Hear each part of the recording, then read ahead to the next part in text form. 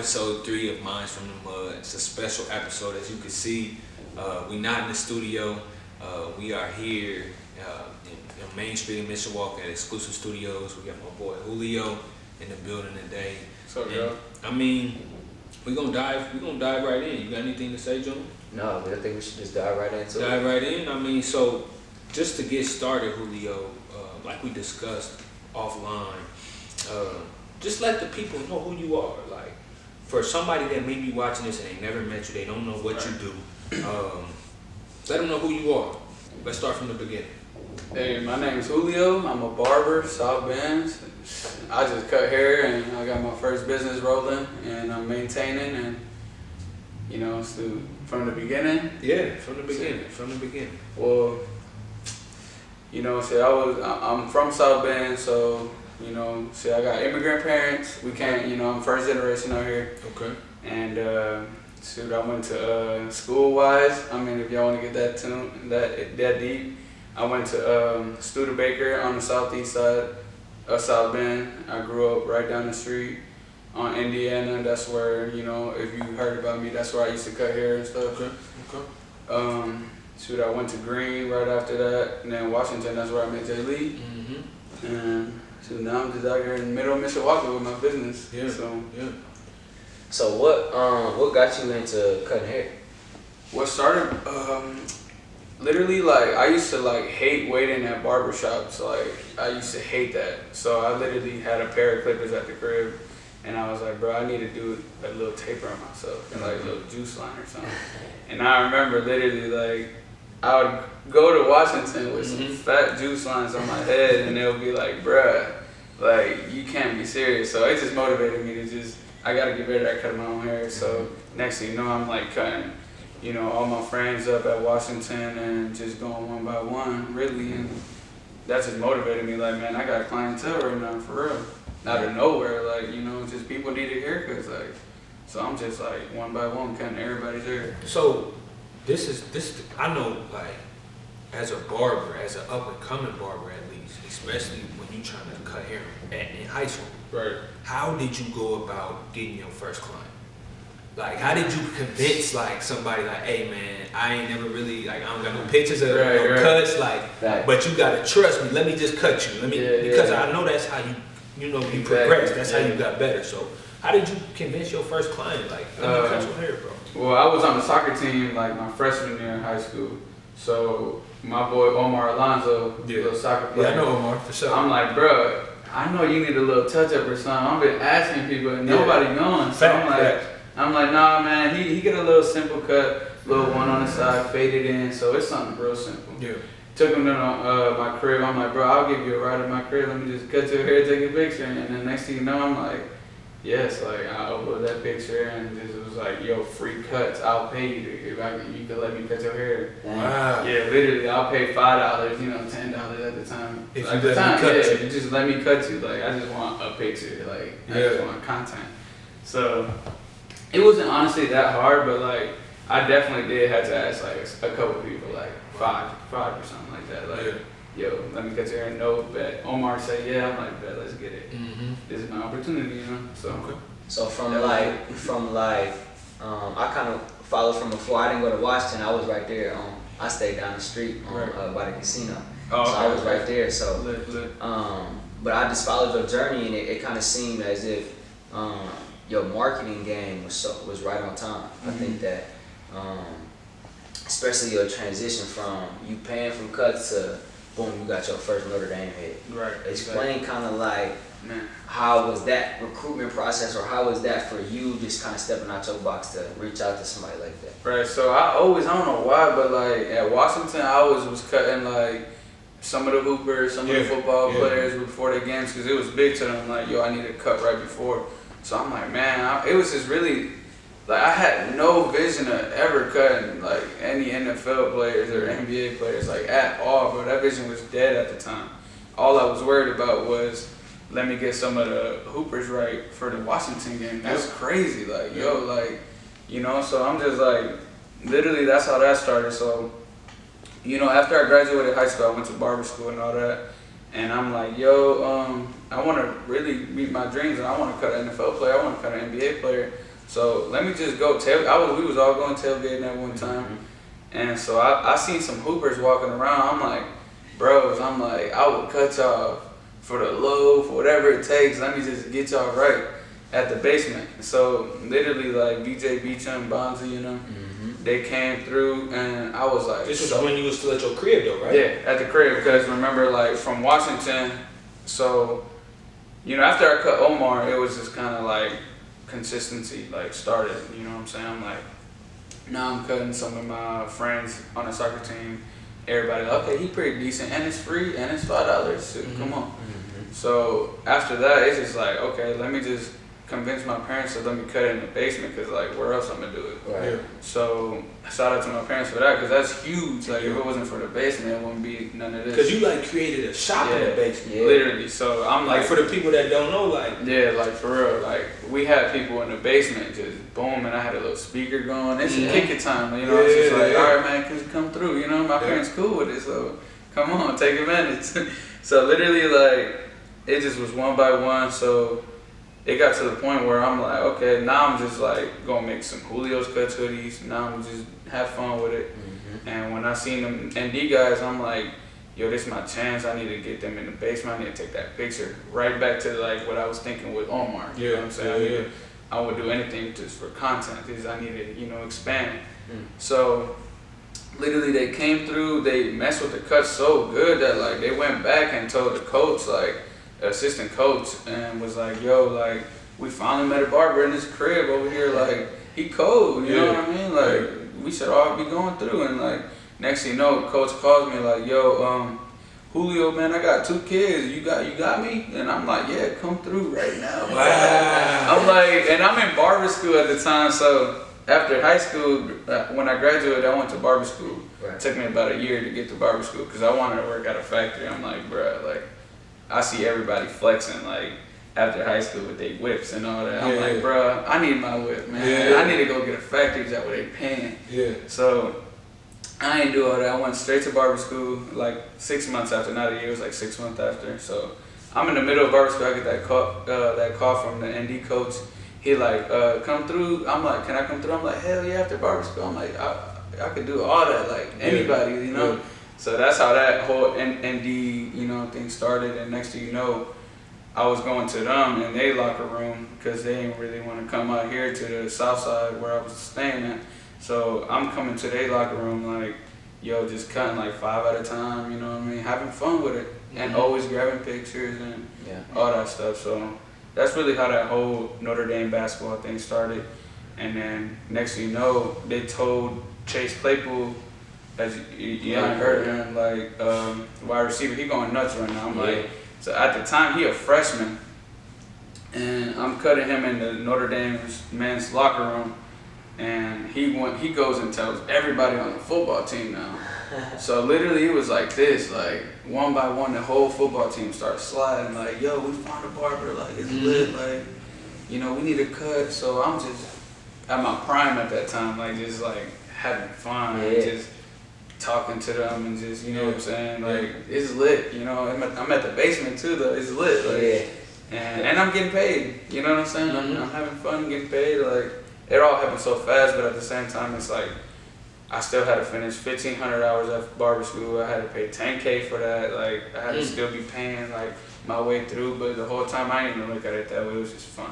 Yeah. So I know one thing that kind of even I believe that took the marketing to the next level is where I first started hearing your name ringing was $50 cuts. Oh, right. $50 cuts. Yeah. What kind of just dive into like your thought process behind that? So that's recent. Like that's probably like last year, 2 years, maybe. I just started getting so many people where like, you know, I felt like I was kind of like getting taken advantage of, like, because I was getting tired. I'm like, my pocket's not that fat as I want it now. Yeah. Now I start to realize, like, okay, business side of it. Right. I got 20 heads trying to fit in, and I only got 5 slots. You know what I'm saying? So what do I do at that point? I gotta bump my prices, you know. Like I start to really read books. Like now I'm reading like I ain't never read till like I'm like, damn, like I want to learn this business side of it, because I am a company, I am a business, you know what I'm saying? So that's really what it was. The supply and demand was huge, to the point where now it's at $50 and it's just like, it's lit. But at the same time, I'm not really like busting my butt like I used to. Like I used to cut like 20 heads in a day and get like $150. Like that was whack. You know what I'm saying? But like I had fun, so I didn't really think about it like that because I was so focused on having fun. Like right. So we talked about you were still in the basement, still at your mom's and your parents' crib, and you started cutting the Indeed. And then you really, that's when I really seen you elevate. Right. And I'm like, and I'm down at school and I'm seeing, I'm like, man, who you doing this thing at the crib? You know? Right, So, exactly. but then tell me, like, at what point in time did you envision, like, man, I need to get my own shop?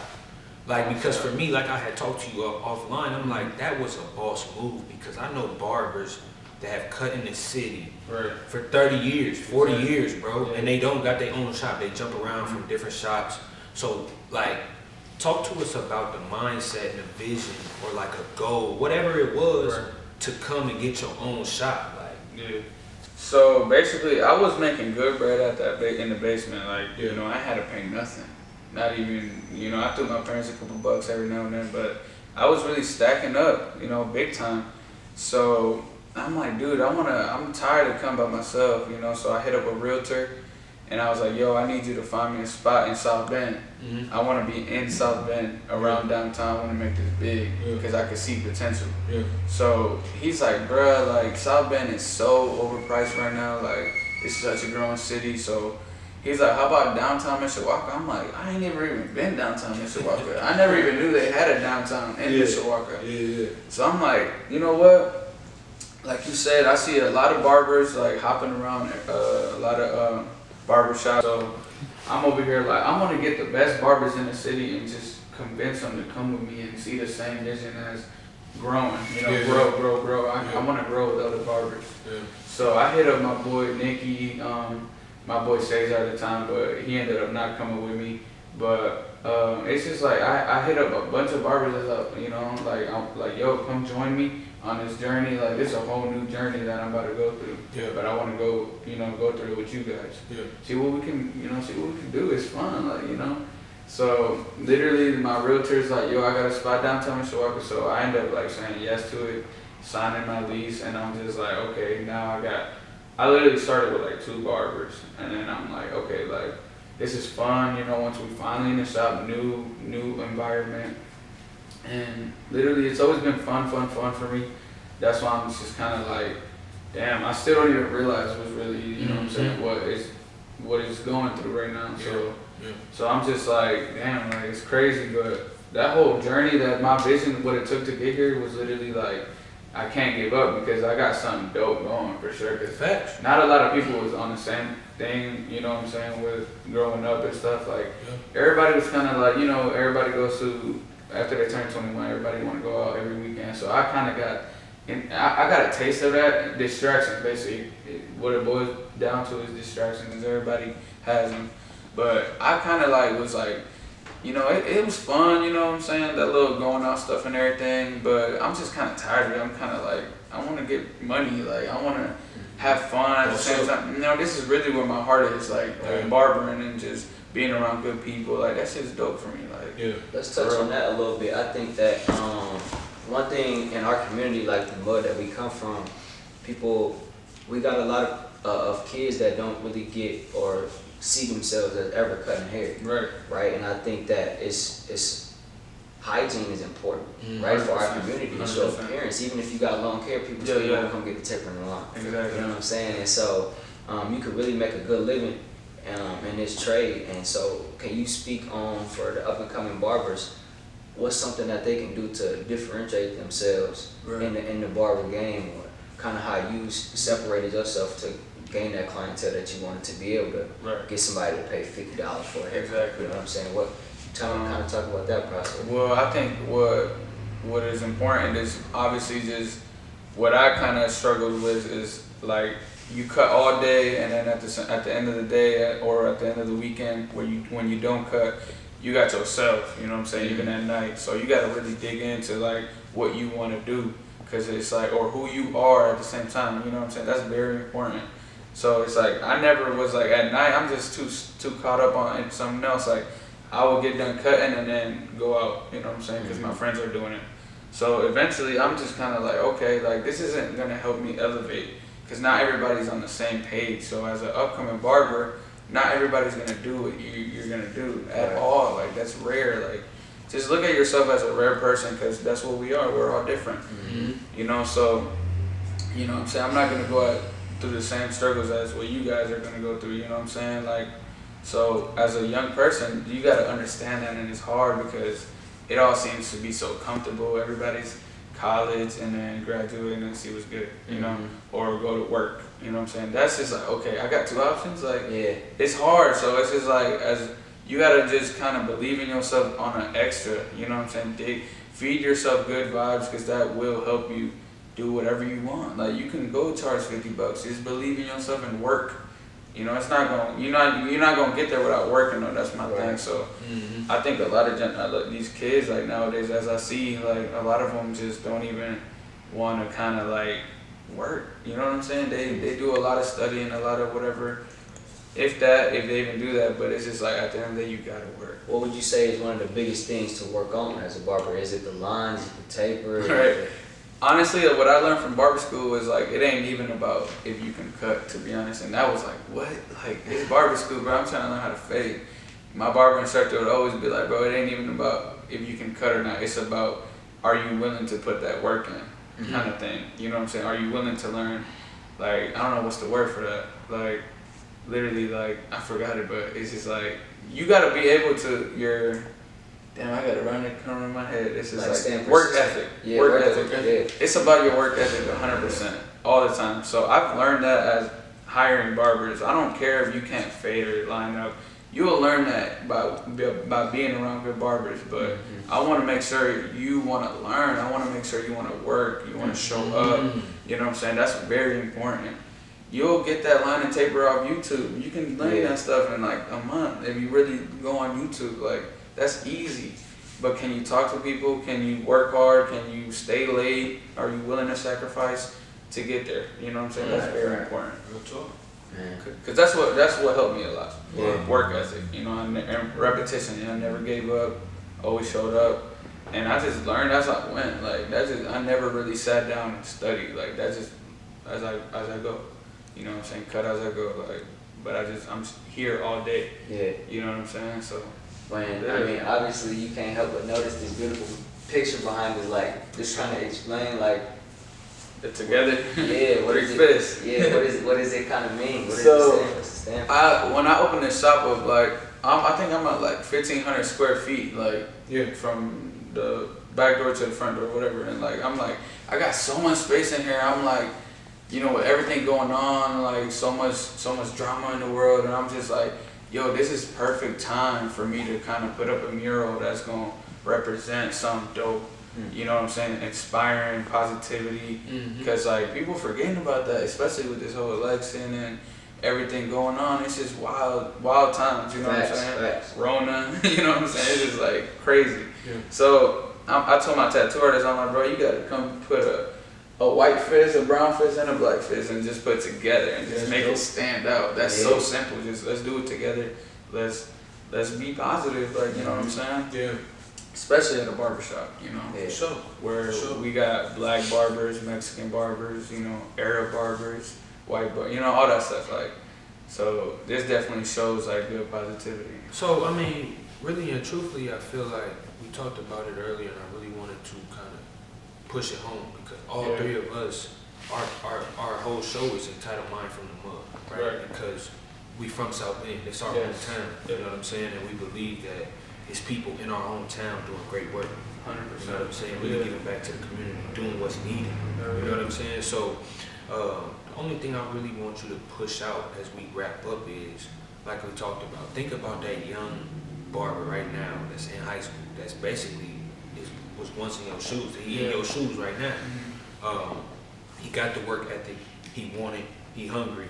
Like, what would you tell him? Like, you know what I'm saying? What's some advice that you would give? Advice is to not give up, because that's really just throwing everything away. Yeah. It's just straight up. Like, you know, if you give up, all right, go ahead, you done. You know what I'm saying? It's that simple. So obviously, do not give up, and find find new comfort zones, find new people to hang around. Don't be scared. It's a scary feeling, like when you are in high school and you're like, man, all I know is my 5 friends that, you know, drink and smoke all the time. Like, I'm kind of nervous to like kind of not hang out with them tonight. Yeah. You know what I'm saying? I don't want to be around that. It's just don't be scared because you got one life.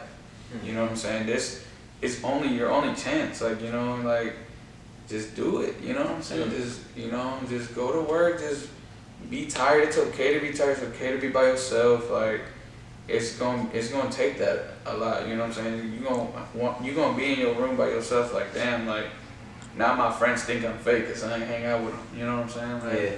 Sacrifice. Yeah, sacrifice. That's it.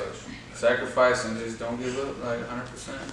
Because, you know, we all came from South Bend, so we all went through distractions where, like, our friends was just, like, you know, just getting into trouble and just, you know, partying or, you know, smoking all day. Like, it's just, like, we see a lot of it. And I was exposed to that early, like, I went to Green, and so I'm just like, bro, I seen all that stuff early, so I'm like, that's what I knew growing up. Like, it's cool to do that stuff. Yeah. But as you get older, I'm just thanking God that as I got into Washington in my later years, I'm just realizing like my friends ain't even here right now. They dropped out. Like, I'm junior year, I'm like, damn, bro, like I'm here by myself.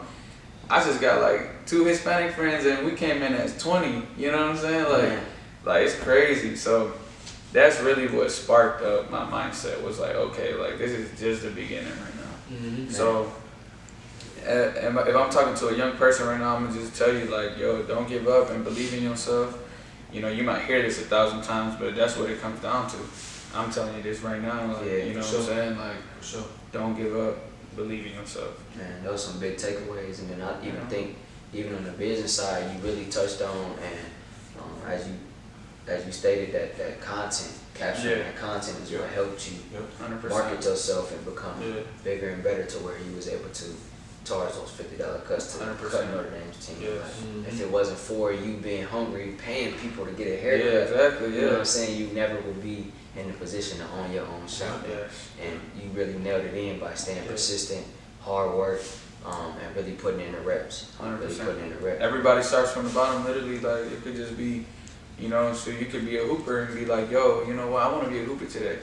Just go to the gym, bro, shoot the ball, you know, put that work in, you know what I'm saying? Do it every single day for the next 2 years and holla at me in 2 years and see what happens. Facts. You gon' obviously be shooting that ball good, like, you know what I'm saying? Like, you gon' obviously get better. It's just with cutting hair, like, you cut hair all day and you obviously gonna get better. And that's with everything, anything you wanna do, go to school, you wanna study every day. You're gonna get better eventually. You know what I'm saying? Just don't give up. Just keep doing it. Find a spark in you and just go do it. Man. You know what I'm saying? Wow. Hey man, well, crazy.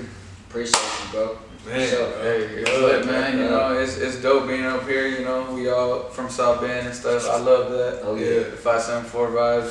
Facts. You know, we definitely gotta keep doing our thing, man. 574, man. All right, well, love. We're gonna see y'all next week. Peace.